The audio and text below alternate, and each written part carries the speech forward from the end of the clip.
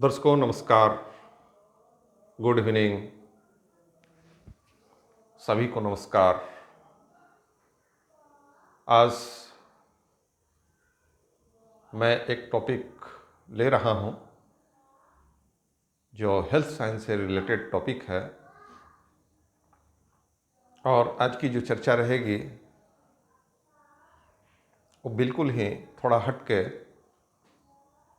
क्योंकि स्वास्थ्य संबंधित जो गूढ़ बातें हैं और इसमें जो हमारा नेचर है वो नेचर हमारे सिस्टम को कैसे इफ़ेक्ट करता है, इस सिस्टम को यदि हम समझते हैं, इस सिस्टम में यदि हम जीते हैं तो हम बहुत ज़्यादा स्वास्थ्य लाभ कर पाएंगे, ज़्यादा स्वस्थपूर्ण जीवन जी पाएंगे। इसमें कहीं कोई कॉन्फ्लिक्ट नहीं होना चाहिए, कहीं कोई द्वंद्व नहीं होना चाहिए। अब आप देखें उन लोगों को जो लोग अपने जीवन को संयमी बना चुके हैं, जिन्होंने अपने आहार के ऊपर, अपने विहार के ऊपर यानी अपनी लाइफ स्टाइल के ऊपर और अपने विचार के ऊपर बहुत ही संतुलन बनाकर जो अपना जीवन यापन करते हैं और जिनकी यात्रा एक तरह से आध्यात्मिक हो चुकी है, जो भौतिक जगत के उच्च श्रृंखल और एक उपभोक्तावादी बाजार से दूरदर्श अपने जीवन को साधना पथ पर अग्रसर करते हुए बहुत ही ज़्यादा संयमी जीवन, जो संतों का जीवन है, जो साधुतावाद का जीवन है,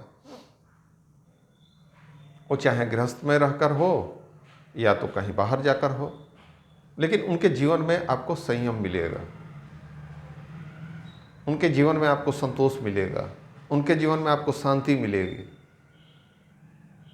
और ये शांति, ये संयम,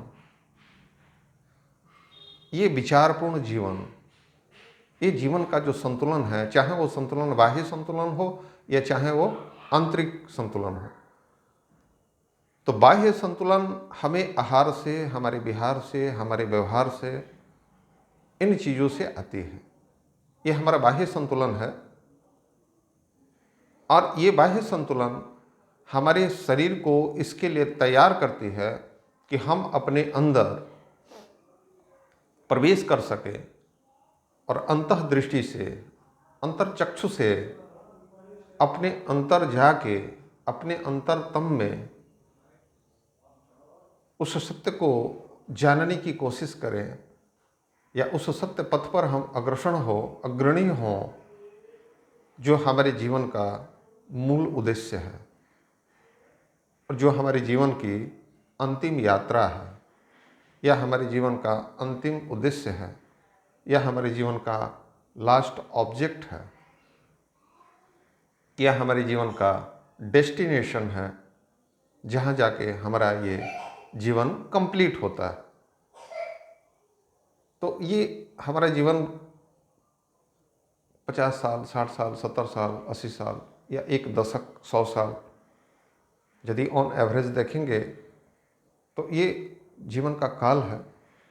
यदि किसी ने पूर्ण आयु अपनी कंप्लीट करी तो आज के परिप्रेक्ष्य में 100 साल जाते जाते काफ़ी बहुत लोग नहीं जा पाते हैं, लेकिन फिर भी जिनकी जितनी आयु है तो 100 वर्ष में मान लेता हूँ ऑन एवरेज। ऐसे तो 70-80 साल काफ़ी होता है उम्र का, जिसने अपनी पूर्ण आयु का आज के परिप्रेक्ष्य में। ऐसे हमारी पूर्ण आयु 120 वर्ष की होती है और 120 वर्ष की ये पूर्ण आयु हमें तब प्राप्त होगी जब हम अपने इस जीवन को ठीक ठीक से समझेंगे, उस विज्ञान को, उस ज्ञान धारा को समझते हुए हम इस प्रकृति में अपने जीवन को बहुत ही संतुलन में लाकर संयमी जीवन जीते हुए संयमपूर्ण जीवन जीते हुए हम प्रकृति के नियमों के अनुकूल, प्रकृति के करीब यदि अपने जीवन को जीते हैं तो हमें पूर्ण आयु यानी 120 वर्ष की आयु हम प्राप्त कर सकते हैं। लेकिन चूंकि आज के परिप्रेक्ष्य में ये चीज़ें संभव नहीं हैं।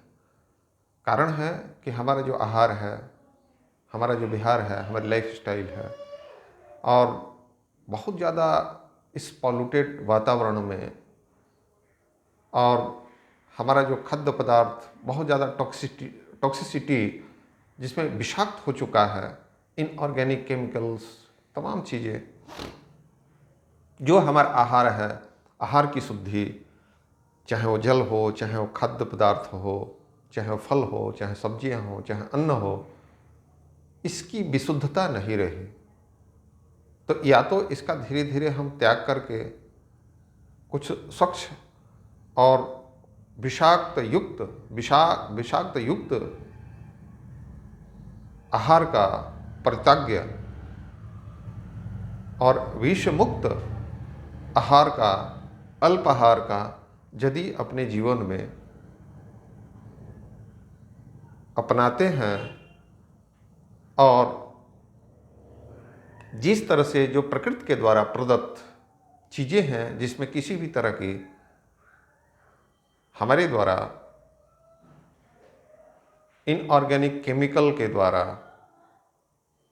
या किसी भी आर्टिफिशियल या केमिकल सब्सटेंस का बिना सम्मिश्रण किए प्राप्त चीज़ों को ग्रहण करते हुए, विशुद्ध चीज़ों को जो पूरे प्राकृतिक रूप में हो, जो पूर्ण रूप से प्राकृतिक रूप में हो, और उस प्रकृति से अल्पाहार जो इस जीवन को जीने के लिए, जो इस जीवन ऊर्जा को कायम रखने के लिए हमारे इस शरीर की जो आवश्यकता है, शुद्ध वायु, जल और आहार, भोजन,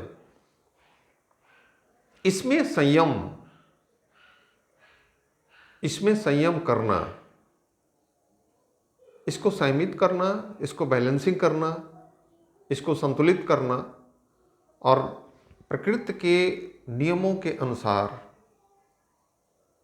according to the rule of nature, और नेचर के करीब, प्रकृति के करीब, यानी प्रकृति के साथ में हमारा जितना तारतम्य होगा उतना ही हमारा जीवन बाह्य जगत से संतुलित होगा, यानी हमारा शरीर संतुलित होगा, हमारा शरीर स्वस्थ होगा, हमारा शरीर व्यवस्थित होगा।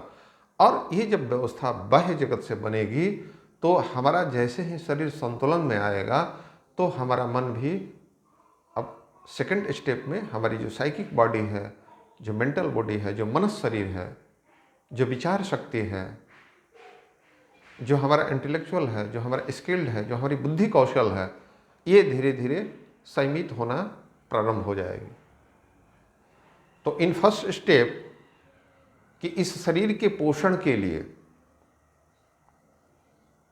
जो हमारा प्राकृतिक का नियम है, जो हमारा विशुद्ध आहार है, जो हमें इस प्रकृति से ऊर्जा के रूप में इस जीवन ऊर्जा को चलाने के लिए जिन चीज़ों की आवश्यकता पड़ती है, उन चीज़ों को विशुद्धतम रूप में प्रकृति के नियमानुसार, प्रकृति के तारतम्य में, प्रकृति की गोद में यदि हम इस जीवन को यापन करते हैं तो ये बाह्य शुद्धि हमारे शरीर के आंतरिक शुद्धि का कारण बनती है। यानी हमारी काया जो है वो निरोगी के तरफ जाती है। यदि हम इसको अपने मेडिकल टर्मिनोलॉजी में कहें तो हम अपनी इम्यूनिटी को प्राप्त करते हैं, हम अपने वाइटल फोर्स को प्राप्त करते हैं, और हमारे शरीर के अंदर डिफेंसिंग पावर डेवलप होता है। रोग प्रतिरोधक क्षमता डेवलप होती है, जिससे वातावरण में जो एक साधारण मनुष्य को जो वायरस है, बैक्टीरिया है या किसी भी तरह का जो इन्फेक्शन है, फंगस है, इस इन्फेक्शन से हमारी बॉडी लड़ने के लिए क्षमता युक्त हो जाती है, समर्थवान हो जाती है, तैयार हो जाती है। तो जब शरीर इस रूप में हमारा डेवलप करेगा, जब हम इस शरीर की बाह्य व्यवस्थाओं को, जिन बाह्य व्यवस्थाओं से हमारा जीवन चलता है, उन चीज़ों को जब विशुद्धतम रूप में, प्राकृतिक रूप में हम ठीक ठीक मात्रा में उसका सेवन करेंगे, तो पहला शरीर की शुद्धि और शरीर का संतुलन और शरीर का स्वास्थ्य, इन चीज़ों की प्राप्ति होती है। तो सेकंड स्टेप, अब जो हमारा मनस शरीर है, तो एक कहावत है कि जैसा खाए अन्न वैसा होए मन, यानी ये जो मन है, ये जो बुद्धि है, ये चित्त है, ये भी तो हमारे शरीर में ही रहता है, ये तो हमारे फिजिकल बॉडी का ही अंश है। तो यदि आप अब देखिए, अभी आज के समय में प्रचलन है fast food, chowmein, pizza, burger, noodles, spicy food, oily food.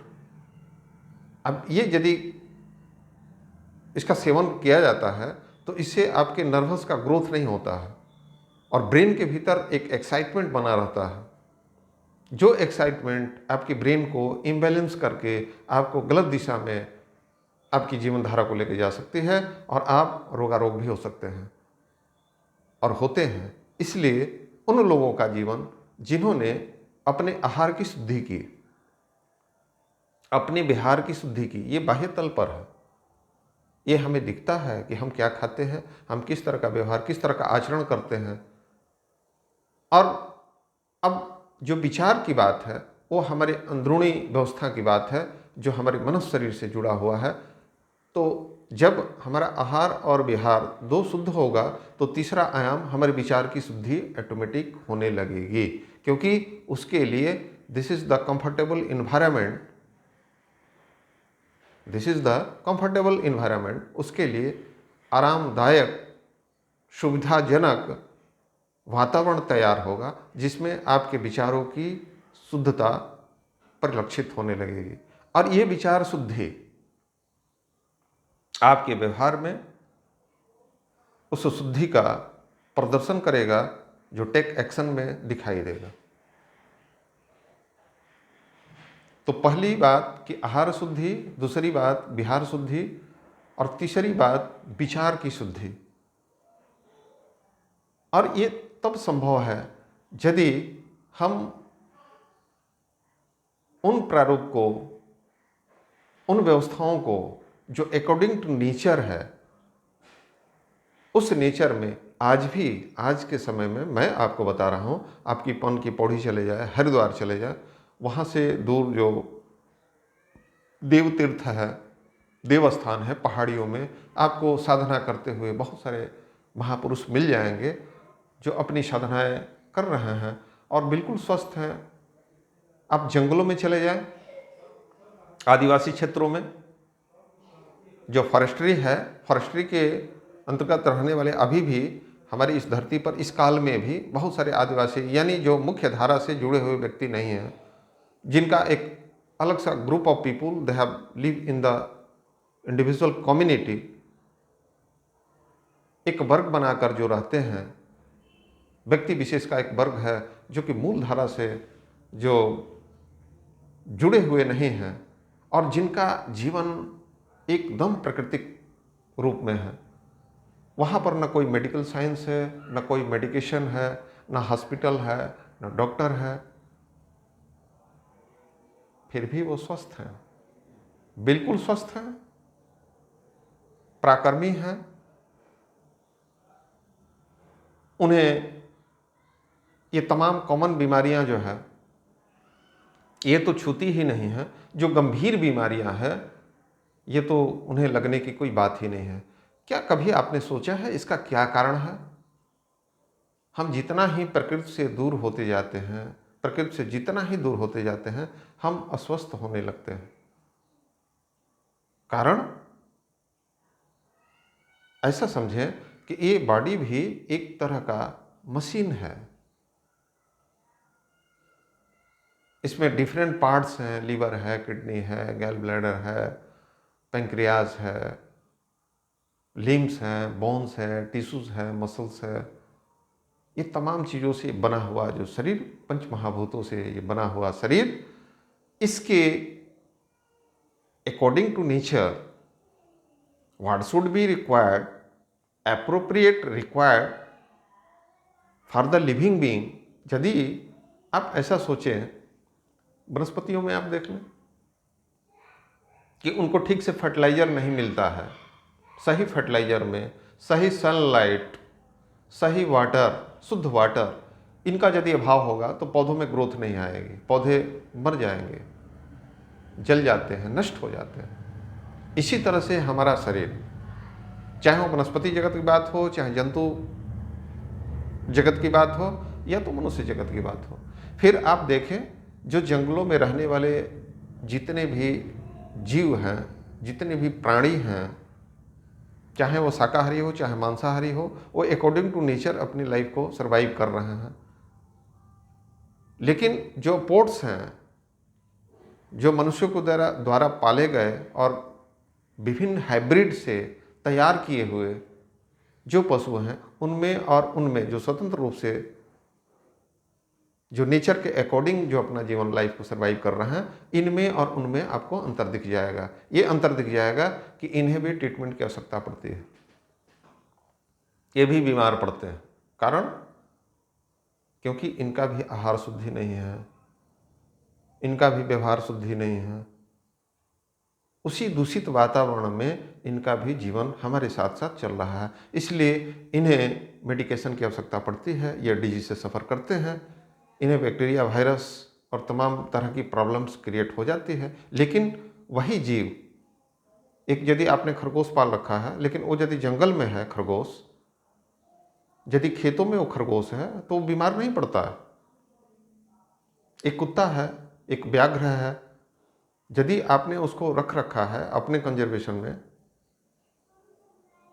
वो मनुष्यों के बीच और हमारे इस वातावरण में यदि वो रह रहा है, तो उसका ये कंफर्टेबल वातावरण नहीं है, तो वो अपने विशुद्धतम रूप में नहीं रह पाएगा, वो बीमार पड़ेगा, उसे मेडिकेशन की आवश्यकता पड़ेगी, उसे डॉक्टर की आवश्यकता पड़ेगी, उसे हॉस्पिटल की आवश्यकता पड़ेगी। लेकिन जो भी जीव जंतु स्वतंत्र रूप से अपने जीवन को प्राकृतिक रूप से अपना जीवन जी रहे हैं, उन्हें किसी चीज़ की ज़रूरत नहीं है। यानी उन्हें न मेडिसिन की आवश्यकता है, न उन्हें वेटनरी डॉक्टर की आवश्यकता है। इसका कारण यह है कि वो अपना जीवन प्रकृति के अनुरूप जी रहे हैं, प्रकृति के अनुकूल जी रहे हैं, according to their nature and according to under the nature. हमारी जो प्रकृति है और हम जिस प्रकृति में हैं, इन दोनों का यदि समन्वय होता है तो हम बीमार नहीं पड़ते हैं। यह स्वस्थ रहने का पहला सूत्र है। तो आज के भी परिप्रेक्ष्य में जो वन्य प्राणियों के तरह जो जंगलों में, जो आदिवासी क्षेत्रों में, जो मूल धारा से न जुड़े हुए व्यक्ति हैं, व्यक्ति वर्ग विशेष है, उस वर्ग विशेष में वहाँ पर कोई भी अभी तक हमारी कोई सेवाएं जो है उपलब्ध नहीं है, लेकिन वो अपना जीवन बहुत सुचारू रूप से, बहुत व्यवस्थित रूप से और बिना बीमार हुए, बिना अस्वस्थ हुए बहुत अच्छी जिंदगी जी रहे हैं।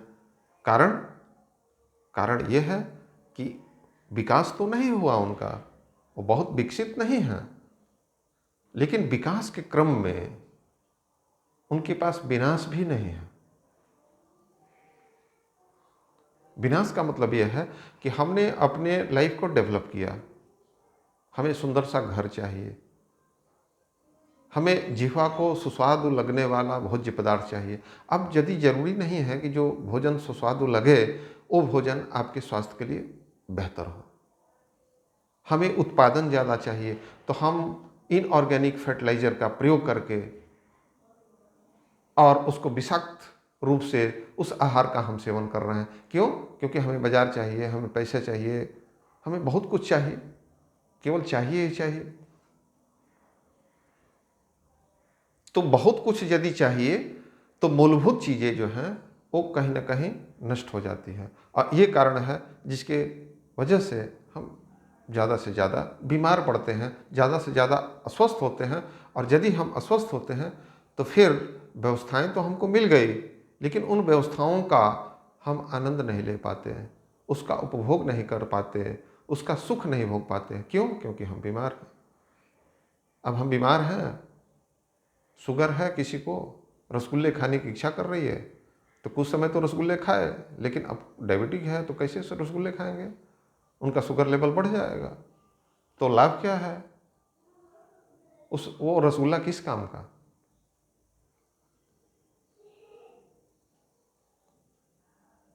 तो हमने साइंस और टेक्नोलॉजी को और अपने को बहुत सभ्य मानते हुए हमने सारी चीज़ों को ठीक किया, हम अपने आप को डेवलप किए, हमने अपने लाइफ को बहुत फास्ट किया। लेकिन इस साइंस और टेक्नोलॉजी और इस फास्ट लाइफ में, लग्जरियस लाइफ में, लग्जरी दैट मीन्स जो जीवन वे ऑफ लाइफ में होनी चाहिए, अकॉर्डिंग टू नेचर होना चाहिए। लग्जरी का मतलब ये नहीं कि बॉडी को, इस शरीर को एक्सरसाइज की आवश्यकता है और बेड पर आप पड़े पड़े सोए हुए हैं। लग्जरी का मतलब ये नहीं है कि जो अपथ्य है उसका आहार, उस आहार का सेवन कर रहे हैं। क्यों? आपको जिह्वा को, आपको टेस्ट लग रहा है, इस वजह से। तो आहार के 3 उसको जानने के लिए कि आहार आपके लिए कितना उचित है, कितना अनुचित है, 3 प्रक्रिया है, 3 स्टेप है। 3 स्टेप में आप अपने आहार को चॉइस कर सकते हैं। और वो पहला है कि दृष्टि प्रिय भोजन जो हो वो दृष्टि प्रिय हो। ये बात मैंने बताई भी है किसी पिछले लेक्चर में। दूसरा स्वाद प्रिय हो, और तीसरा पौष्टिक प्रिय हो, यानी यदि हमारे इस बॉडी में जाए तो उसका लाभ भी हमें मिले। तो प्रकृति ने इस बॉडी की जो संरचना की, जो हमारा शरीर की जो संरचना हुई है, इस संरचना में इस शरीर को, इसके पोषण के लिए जिन चीज़ों को सही मात्रा में, सही रूप में जो चीज़ें चाहिए, वही यदि हम उतनी मात्रा में ही लेंगे तो हम बिल्कुल ही अस्वस्थ नहीं होंगे। लेकिन ऐसा होता नहीं, हम ठीक इसका उल्टा करते हैं। और यही कारण है हम में और उनमें अंतर। जो लोग जंगल में आदिवासी के रूप में रहते हैं, या तो जो साधना के क्रम में जो अपना संयमित जीवन जी रहे हैं, वो कम बीमार पड़ते हैं, नहीं बीमार पड़ते हैं। अब देख ले जाके, दिस इज द प्रैक्टिकल। और जो चीज़ें हैं ये सब स्टडी के बाद इसको एक्सपीरियंस किया गया है। ये जो मैं बातें बता रहा हूँ, ये मैं अपने खुद के एक्सपीरियंस की बातें बता रहा हूँ। ऐसे नहीं है कि ये केवल पढ़ी पढ़ाई बातें, ये खुद की एक्सपीरियंस। आप जाके देख सकते हैं, आप खुद एक्सपीरियंस कर सकते हैं। और कभी आप कल्पना करें कि वो कम बीमार हैं, वो बीमार नहीं हैं, बिल्कुल स्वस्थ हैं, और हम बीमार हैं। तो इसका कारण ये है कि according to law of nature, जैसे कंप्यूटर है, मैं इस बात का प्रायः जिक्र करता हूँ, तो कंप्यूटर में आपका एक ऐप है, एक सॉफ्टवेयर में एक ऐप है, और ऐप से होने वाले ये फंक्शनिंग, और यदि वो ऐप करप्ट हो जाता है तो आपका फंक्शनिंग बंद हो जाएगा, आपकी फंक्शनिंग होगी नहीं, यानी जो वर्क का आउटपुट लेना है वो आप नहीं ले पाएंगे। इसका कारण क्या है? इसका कारण है कि वो जो ऐप है वो करप्ट हो चुका है, इसलिए उसका आउटपुट नहीं मिलेगा। तो ये कारण है। वीडियो चूँकि बहुत लंबी हो जाएगी, इसलिए मैं अभी के लिए इतना ही मैं समाप्त करता हूँ। और आपसे आग्रह है, जो भी ऑडियंस हैं, कि चैनल को सब्सक्राइब करें, लाइक भी करें और शेयर करें, क्योंकि ये चीज़ें अन्य लोगों तक जानी चाहिए, केवल अपने तक सीमित ना रखें, क्योंकि आप लोगों की सेवाओं के लिए ये चीज़ें, ये जो बातें हैं, ये जो डिस्कशन है, ये जो ज्ञान विज्ञान है, ये जो लेक्चर है, आप ही लोगों के लिए है। तो इसका विस्तृतीकरण होना चाहिए, इसका विस्तरण होना चाहिए। तो इसको डिस्ट्रीब्यूट करें, आप शेयर करें, लाइक करें, आपको अच्छा लगे तो, आपको समझ में आए तो आप कमेंट भी करें। यदि कोई कहीं हमसे गलती है उसको आप कमेंट में बता सकते हैं। यदि कोई क्वेरी है तो वो भी आप बताएं, इसका हमें इंतज़ार रहता है। तो इसको सब्सक्राइब शेयर ज़रूर करें और लोगों तक फॉरवर्ड करें इसको, कि ये ज्ञान, ये जो नॉलेज ऑफ स्किल है, ये उनके जीवन में लाभ बनकर उनके जीवन को आनंदमय जीवन बनाए, स्वस्थपूर्ण जीवन बनाए। और इसी उद्देश्य से, इसी ध्येय से कि आपका कल्याण हो, क्योंकि जिनके पास जो चीज़ें होती हैं उसको न दिया जाए, उसको न बांटा जाए, तो ये बहुत बड़ा अपराध है। तो जो आपको मिला है उसको आप डिस्ट्रीब्यूट कीजिए।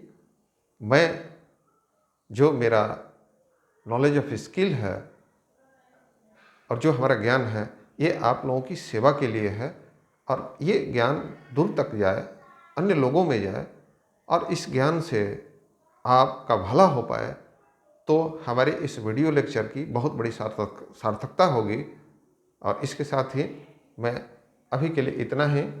खुश रहें, मस्त रहें, आनंदित रहें। धन्यवाद। फिर मिलेंगे।